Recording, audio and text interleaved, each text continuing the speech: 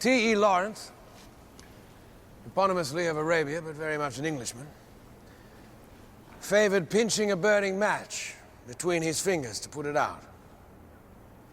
When asked by his colleague, William Potter, to reveal his trick, how is it he so effectively extinguished the flame without hurting himself whatsoever, Lawrence just smiled and said, "The trick, Potter, is not minding it hurts."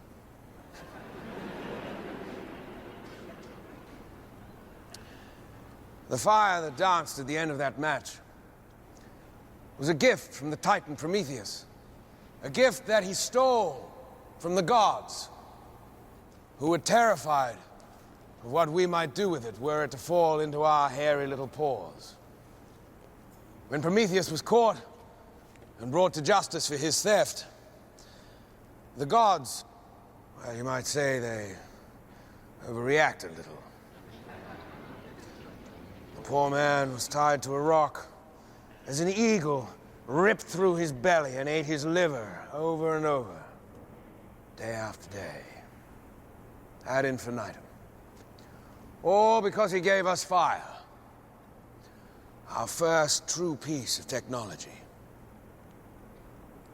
Fire. Such a very long time ago.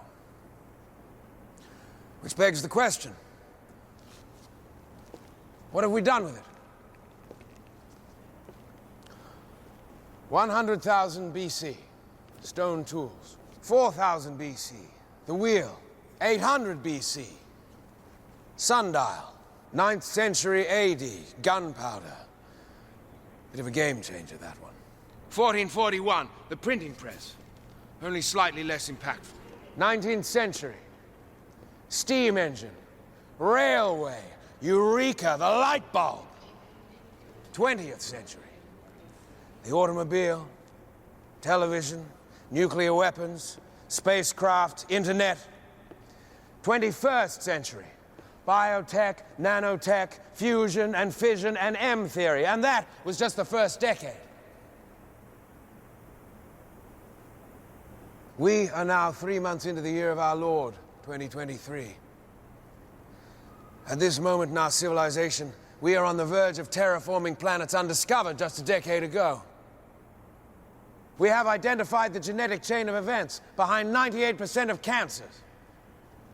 A chain we have broken, effectively curing them.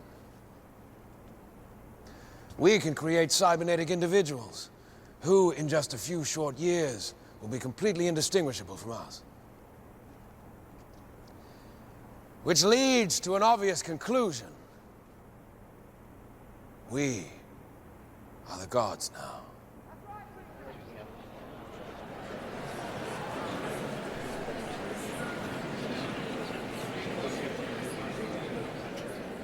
I haven't been struck down. I'll take that to mean I'm right. We wield incredible power. The power to transform, to destroy, and to create again. The question, of course, before us is what the hell are we supposed to do with this power? Or more importantly, one should ask, what are we allowed to do with this power? The answer to that, my friends, is nothing. Rules, restrictions, laws, ethical guidelines, all but forbidding us from moving forwards. Well, where were the ethics during the Arabian conflicts? Why are rules preventing us from feeding impoverished cultures?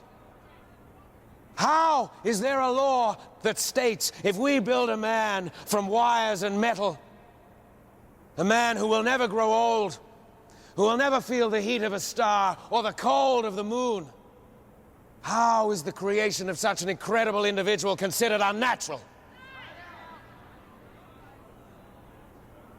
The answer to all these questions is simple.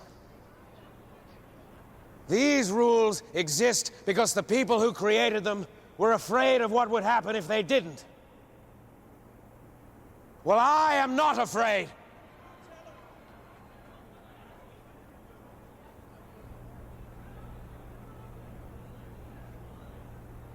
For those of you who know me, you will be aware by now that my ambition is unlimited.